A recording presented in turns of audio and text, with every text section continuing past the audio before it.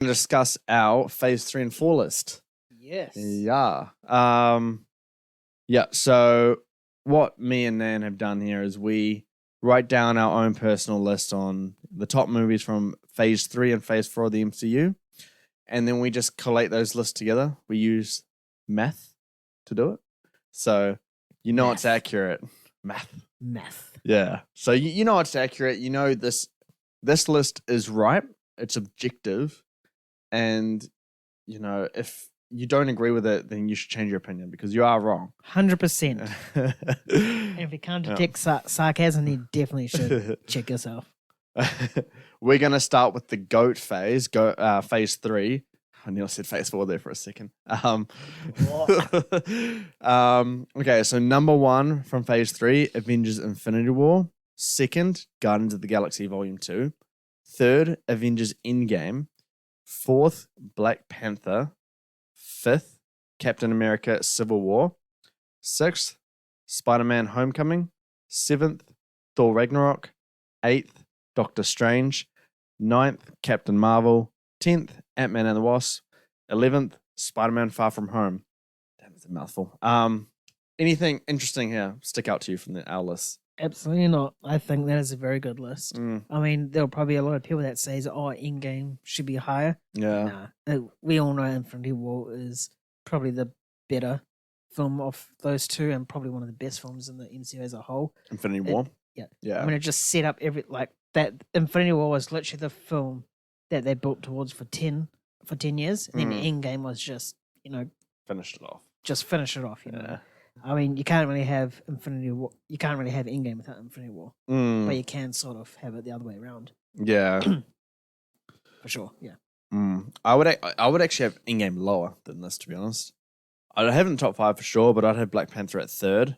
I think that movie is extremely good. Definitely, probably top 5 for MCU for me. Yeah. At least top 6. Guardians of the Galaxy Volume 2. I came out of that movie and I loved it. And then a week later, I didn't like it. And then I hated it. Then I rewatched it and I loved it again. Roller coaster of emotions. Yeah, man. Oh, that was a tough few months for me. But yeah, I don't know if that is second over these. I know people won't agree with it being second either, especially above Endgame, especially above Black Panther. Yeah. Perhaps even Civil War. But yeah, Infinity War, I think a lot of people are starting to actually understand that movie is better than Endgame. Endgame, as emotionally satisfying as it is, it's a mess. It's all over the place, and there's so many questions on how did that happen? Is that possible? Like, what's going on? It's mainly like a fan service sort of film. It was, yeah. It did lean heavily into that, and we had some great scenes in that for sure. But Infinity War is just.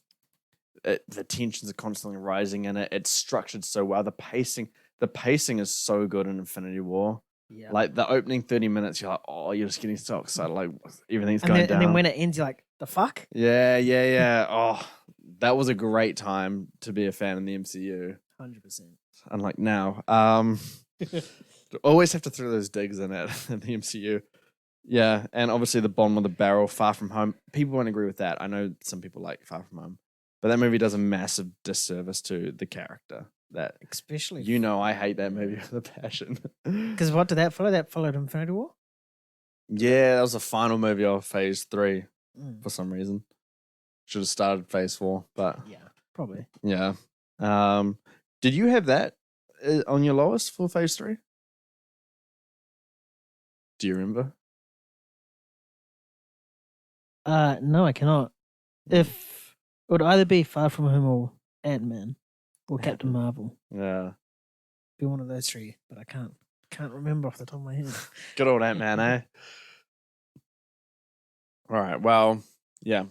Best phase for MCU, I'd say. Would you say that too? Yeah, I would. I'd agree. Now we're going to move on to the clown phase. Phase 4. Number 1, Spider-Man No Way Home. So... goes from last to first, Spidey. Second is Loki. Third, Shang-Chi and the Legend of the Ten Rings. Fourth is WandaVision. Fifth is Falcon and the Winter Soldier. 6th is Moon Knight. 7th is Black Panther Wakanda Forever. 8th is Doctor Strange in the Multiverse of Madness. 9th is What If. 10th is Black Widow. 11th is Eternals. 12th, Hawkeye. And 13th is Thor, Love, and Thunder. Anything? Is this a perfect list to you? As perfect as it could get. I think that top 5 is locked, and that bottom 3 is locked as well. If anything, I'd have What If a bit lower. Yeah. But yeah, this is pretty much the phase of disappointment. I mean, we don't even have Miss Marvel or She-Hulk in here because we just didn't want to watch it or didn't have time to watch it. Didn't have time, yeah. But you could just judging on people's reactions to She-Hulk at least in the CGI, and that will probably be contending with the Thor. bottoms, yeah. Miss Marvel will probably be more in the mid. Yeah. Sort of thing. I think Doctor Strange, if you didn't have like Love and Thunder or Hawk, those TV series, I think Doctor Strange would be way lower just because of the stuff it promised, but just huge disappointment. Yeah, I don't think Doctor Strange is one of those movies where you look at it and it's like, oh, that was the worst of the phase 3. I think it's the most disappointing of the phase. 100%. Yeah. I mean, I feel that is like the Civil War of phase 4, you know? Meant to be. Yeah. Yeah. Especially because the multiverse, we're in the multiverse saga, and you have your title as Multiverse of Madness. You expect it to be Multiverse of Madness, not just jump through a bunch of multiverses and then go to a multiverse where green means stop and red means go, traffic lights. So dumb. So creative, man. Just, I don't know how they even thought of that. Illuminati? Oh, yeah, it just keeps getting worse. But yeah, I like you said, those top 5 are pretty much locked, and the bottom 8, I don't care about any single one of them. I didn't even finish Moon Knight. I just didn't care about it. But by the end of it, I tried. Black Panther: Wakanda Forever. It's perfectly fine. That's all it is. It was just based on the emotion of Chadwick, really. If anything, I'd have Eternals up to like 7th, and then maybe it's hated on way too much. Just because I think it has more of a cinematic quality than most of the other movies here. In terms of visual effects, it might even be the best out of all of them. Yeah. I mean, I don't know anything that had better visual effects than Eternals from this. Yeah, and Thor, Love and Thunder. Got nothing to say on that one. Everyone's already said it for us. Yeah.